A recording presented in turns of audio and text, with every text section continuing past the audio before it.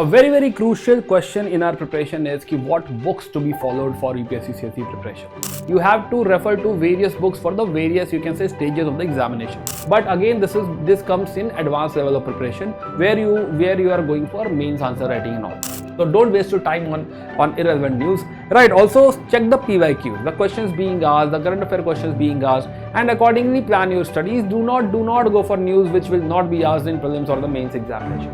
That is the book you have to refer to, and multiple revision is the key. A very crucial question in our preparation is what books to be followed for UPSC CSE preparation.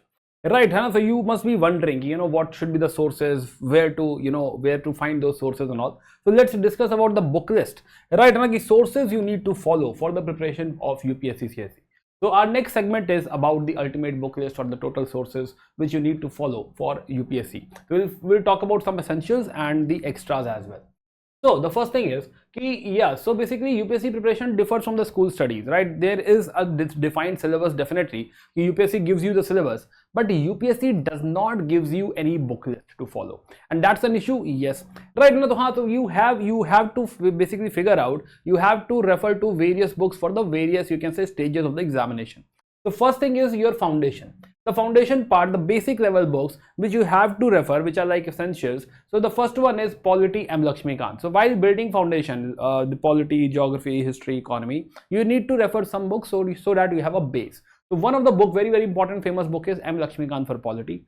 Similarly, for modern history, Spectrum is the most advised book, right? And you don't have to see the modern India, the relevance of modern India or the share of modern India in prelims and to some extent in mains as well, it is reduced, right? So you don't have to refer to a lot of books for modern India. So Spectrum can be said ki Spectrum is good enough. You want to, if Spectrum feels like it's a bit tough, right? If you feel that, then you can refer to 11th 12th NCERTs. Again, for ancient and medieval also 11th 12th new NCERTs are good enough, right? And please do refer that for the base building. Similarly, for geography, NCERT of class 11th and 12th, right? And you don't have to refer to whole 6th to 12th NCERT, right? Class 11th, 12th NCERT is good enough. Along with that, G.C. Leong is amazing book, right? Please refer to G.C. Leong. Similarly, for economy, NCERT 12th is also good enough. It is good for macroeconomics, building macroeconomics, and other than that, economy is more about application, understanding what is happening, what is there in current affair, how things are panning out into your budget and economic survey. That part is more important. So your current affair part and application part of economy is more important than the theoretical part. Similarly, for environment, again you have to refer to NCERTs only. You will have a good base, right? NCERTs are well written and will help in environment as well. Similarly, for Indian culture, though there is only one referred book or basically one book available, which is Nitin Singhania, right? Again, for history and Indian culture, I suggest if you can access my notes, right, and a daily class notes or something, that is good enough for your preparation, right? Just refer to my notes for history and culture, good enough, right? It is exhaustive. You don't have to go anywhere else and study culture and history somewhere else.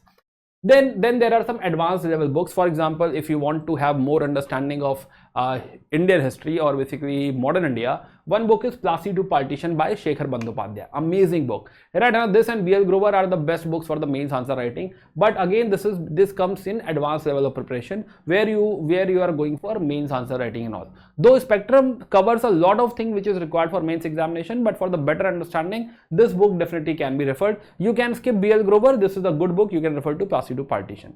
Similarly, for ethics, this lexicon is not very bulky and it will cover all the basics part of the, you can say, ethics and ethics integrity and all the meanings, a lot of case studies, etc. You'll find into lexicon, and then you practice the papers, you practice the application part, and that is good enough. So this lexicon is, I'll suggest, rather than any other book, lexicon is very, you can say, very thin book, right, and easy to handle, and this is good enough for all the basic building of the ethics, right? So these are the two books which you can refer for advanced level books. Again, in other subject, if you want to go for advanced studies, you can have different books.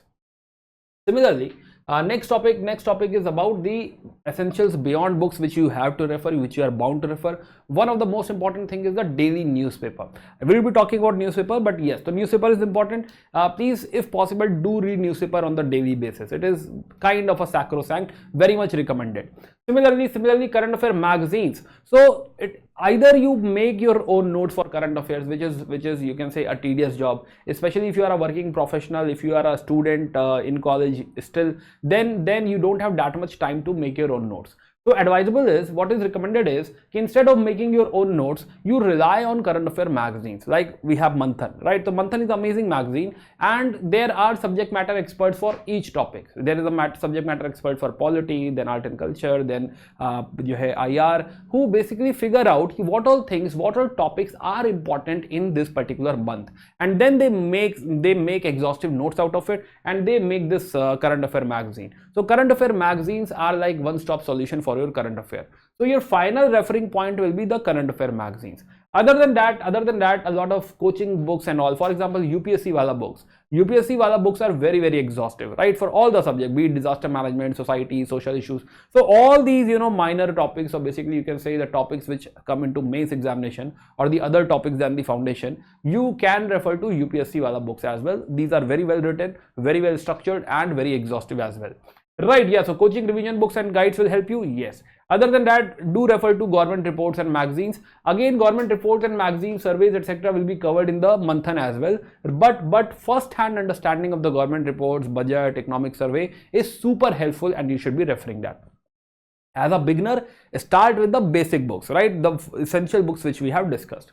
Now the question arises about current affair, which paper to follow, right? Any paper which basically you are able to understand.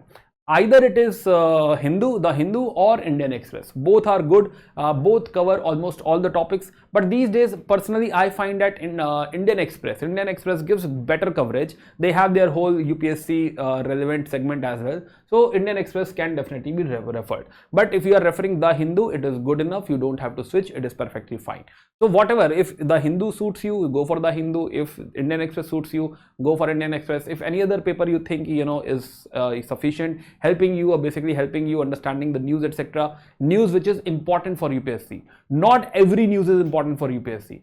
Then the news which is macro news. Macro news which affects our economy, which affects our polity, which is related to judiciary, are the important news.